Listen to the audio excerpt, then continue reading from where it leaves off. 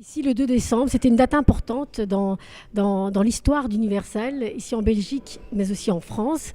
Vous avez assisté à la cérémonie. Qu'est-ce que vous avez ressenti quand Monsieur Abisdid a sonné la cloche? Un peu d'émotion, beaucoup d'espoir et beaucoup de réussite pour un projet qui en fait a vu le jour il y a seulement un an. Se retrouver effectivement à sonner la cloche un an après le démarrage d'une activité, moi j'ai jamais vu une histoire comme ça, on m'en a jamais même raconté. Donc effectivement c'est très émouvant et en même temps, connaissant Michael Abisdid, c'est pas forcément très étonnant. Voilà. Justement, qu'est-ce que vous diriez de lui? Je vais rien dire de lui parce que sinon ça va le gêner. Mais non, c'est forcément un personnage qui transmet des valeurs humaines et qui les porte à travers son entreprise.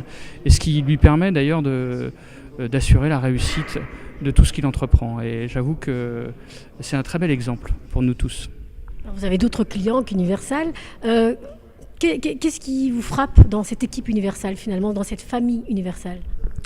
Oui, on a d'autres clients, évidemment, bien sûr, mais Universal, c'est pas vraiment un client, c'est vraiment on a accompagné en fait le projet Universal modestement.